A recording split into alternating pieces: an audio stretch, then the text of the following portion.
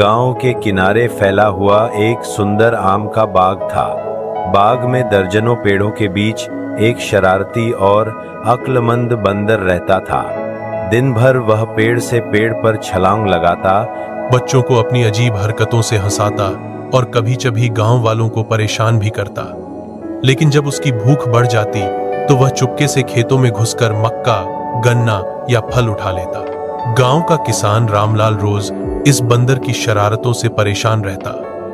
कई बार उसने देखा कि उसकी मेहनत से उगाई फसलें कोई और मजे से चट कर रहा है। जब भी वह बंदर को पकड़ने की कोशिश करता, बंदर तुरंत पेड़ पर चढ़कर मजाकिया चेहरे बनाने लगता। इससे रामलाल और गुस्से में आ जाते। एक दिन रामलाल ने ठान लिया कि आज वह इस फरेबी को आसानी से नहीं छोड़ेंगे।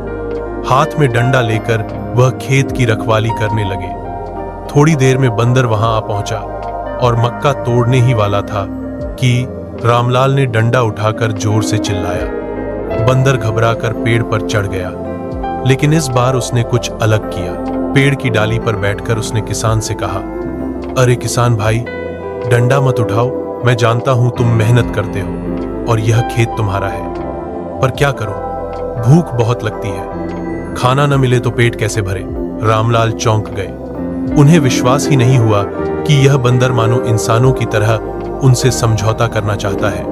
अचानक वह हंस पड़े और बोले, अगर तुम वादा करो कि चोरी छोड़ दोगे तो रोज मैं तुम्हें खाने को दूंगा। चोरी से मजा नहीं आता, लेकिन दोस्ती में मजा है। बंदर ने खुशी सिर हिलाया और उस दिन से उनकी दोस्ती शुरू हो गई।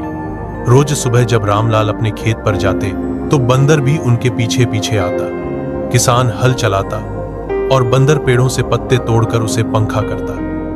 कभी बैलों को आगे बढ़ाने के लिए आवाजें निकालता तो कभी गांव के बच्चों को हंसाकर माहौल हल्का कर देता। दोनों का रिश्ता अब पंचायत तक में चर्चा का विषय बन गया था। कुछ दिनों बाद एक बड़ी समस्या आई। गांव में कई जंगली सुअर घुस आए और खेत में उगाई सब्जियों को चट करने लगे।